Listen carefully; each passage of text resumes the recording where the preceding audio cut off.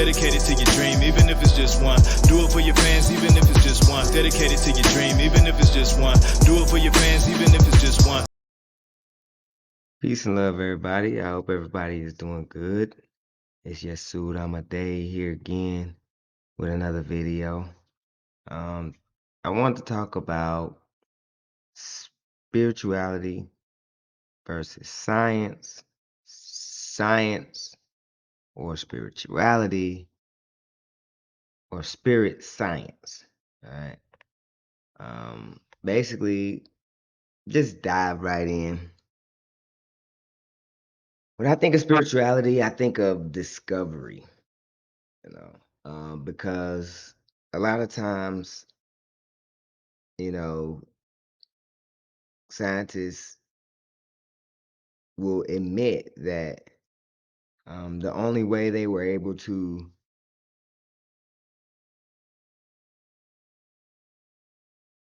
discover, you know, or expound upon new ideas was due to the ancient um, ways of dealing with consciousness or reality, which was through metaphors, pictures, or spiritual belief systems.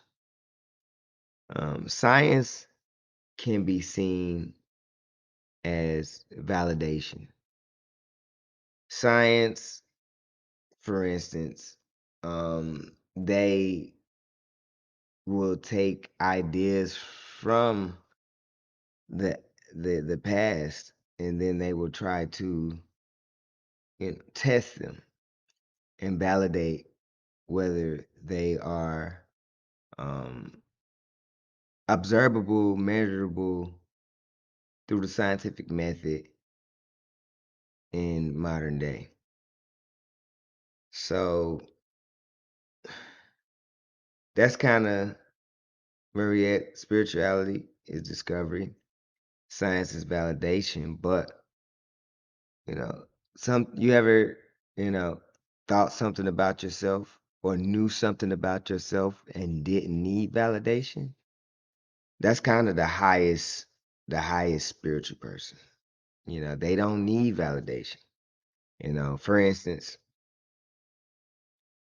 the ancients knew that we had, these different energy fields around us. You know, they taught that since the very beginning, and although they did not have the scientific instruments of today to observe and report on these particular energy fields like the scientific tools can today, they nonetheless were still able to use that information, that understanding to create and evoke change and have progress in their day-to-day lives. So in science, the scientific method is characterized by objectivity. Objectivity being that the same or similar results are achieved on a constant basis when using a function, method, or process. So that's kind of the basis of science. In spirituality, spiritual intelligence, if you will, is characterized by knowing through intuition and or heightened awareness and or susceptibility to forces that are not readily observable using senses such as seeing, hearing, or touching. But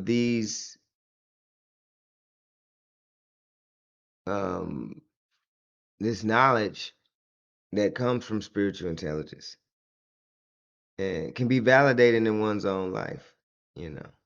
So let us ask a few questions to get started. If scientists create a new drug, let's say to heal someone, from the common cold. Is the end product a subjective product or an objective product? Because we know that taking medicines does not produce the same relief each time for each person, if at all. So that would seem that the medicines that they produce are subjective, meaning they don't produce the same results every time. The medicines that they produce don't even fit into their own scientific method. They don't. We could take the most recent, you know, jab thing, and we know that that's not objective. That's subjective. So, what about, what scientists pride themselves on objectivity, but the fact of the matter is that only the most basic and simplest science is objective. I mean, like, i.e., like mixing yellow and blue makes green. Like that happens every single time. You mix yellow and blue, it makes green. But scientists know that on a quantum level, the science and math become subjective. They know that. On a quantum level, science becomes subjective. It is not objective. What about taste? You know, can science handle the debacle of taste? I mean, objective science breaks down when you add in data points that are fleeting or dynamic, like taste. Their taste is not an exact science, because taste is very subjective. But it doesn't make taste a pseudoscience. Taste is not a pseudoscience. Or it doesn't make the science of taste and the psychology of taste unimportant. And a lot of things can be done if one was to harness the information that can be gathered from such a subjective matter. I mean, we can't objectively say which foods taste good or which foods taste bad. We just can't do that. That's because whether some tastes good or bad or not, that depends on each individual. So taste is definitely subjective. However, we can harness this information and do wonderful things. That's true. Let's say we ask a lot of people what their favorite food is. Well, even though the data may be different for each person, there'll still be some overlaps where the majority of people may overwhelmingly dislike one food, or on the other hand, the majority of people could overwhelmingly like the taste of another food. And using that data, this subjective data, you could better understand people's desires and then offer them options at a restaurant or grocery store, for example, that would increase their quality of experience via convenience and options that they actually like. And this can increase the sales and grow the reputation of the business, which contributes to the city, state, or area that people are living in. So we can see the power of subjective knowledge. Spirituality is similar in that way. What works, or better yet, what tastes good to one individual may not work or taste good for the other one. This doesn't mean that since the information is subjective that is invaluable. Scientists are willing to admit that spirituality was the fourth form of science. They say that a lot of their information is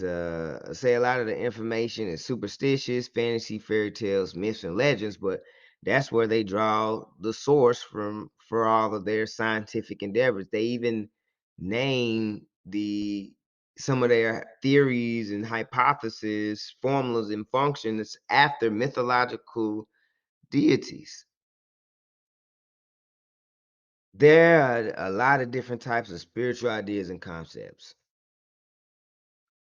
And these concepts often lead to life-changing thoughts which transfer into action and ultimately results in something positive for the most part. Often spiritual concepts combined with scientific methods to gain insight on a particular phenomenon can be done. For instance, if one believes so what I mean by if the spiritual concepts can be combined with the scientific method to gain insight on a particular phenomenon. For instance, if a person believes that they dream about future events, well, they can take that spiritual belief and they can add it to a scientific method, and they could do a simple scientific process of gathering information on their dreams, like via keeping a dream journal. And then they can validate the information by paying attention to see if they encounter the things in their dream within some specified time frame after the dream had occurred. If they indeed encountered things in the dream in the future within that specified time frame after the dream had occurred, then you can draw conclusions from that. Just like with taste. Alternatively, we could ask spiritual people to rate multiple spiritual practices, just like we could ask people to like rate a whole bunch of foods. And we can ask them to rate a whole bunch of spiritual practice they tried and had and see if they benefited them in the way that the spiritual process was advertised. And then you can use science again to using a frequency table, we can collect data and determine which practices may be more beneficial or have better results than others.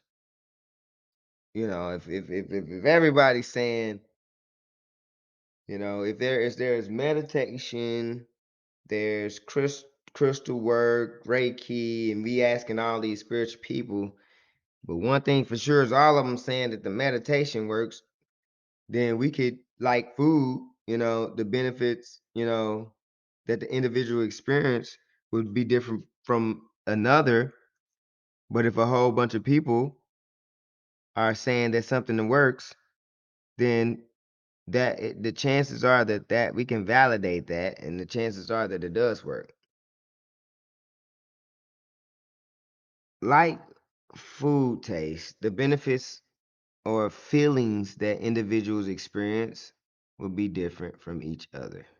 If someone says a practice is helping them make more money, feel better, love better, understand better, how can anyone tell them different?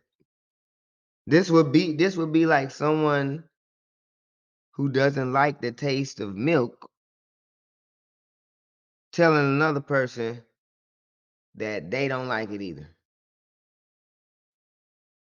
That's not valid.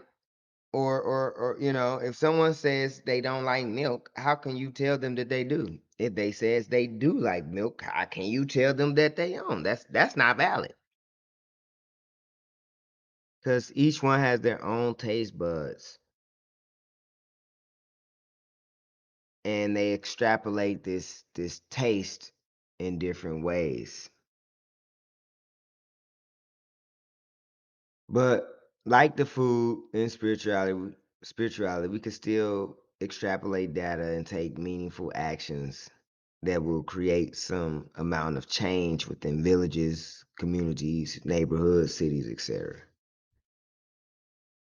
True scientists know that science is inherently subjective and that ignoring this fundamental truth will effectively hinder for progress in science, um, and hinder us from creating real world solutions for a multitude of dynamic conditions. Um, I remember I heard someone say something. It was a guy I was watching a documentary, and he said, "You really can never say something is impossible because you really don't know if something's impossible unless you try it yourself. But even still, even after you've tried it, you can't be sure that you tried the right thing. And that right there is all the reason why you should stick to your own intuition.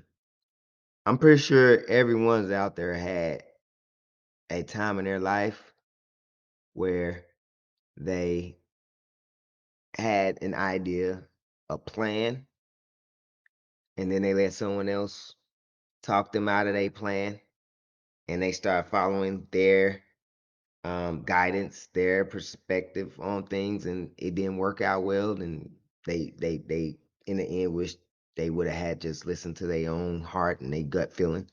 That's why they say go with your heart, go with your gut feeling.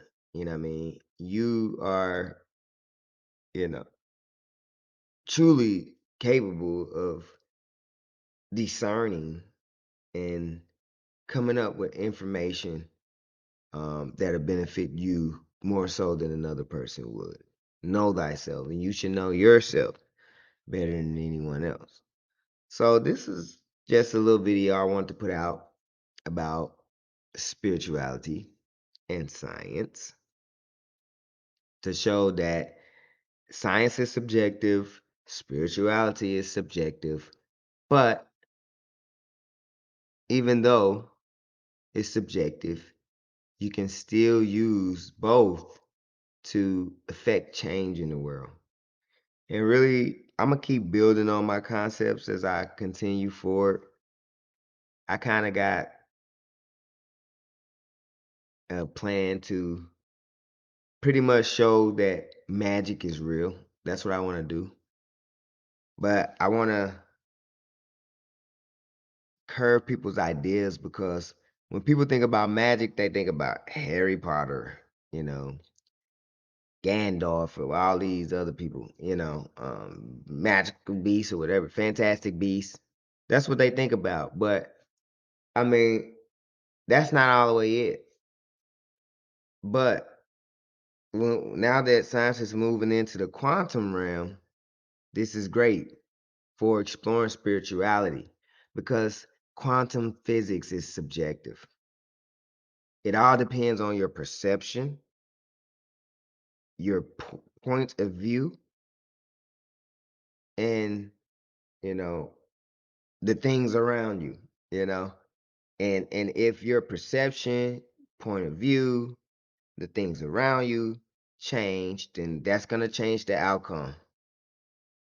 And so if someone is doing spiritual practices, well, if I do it and then another person do it, a lot of stuff done changed.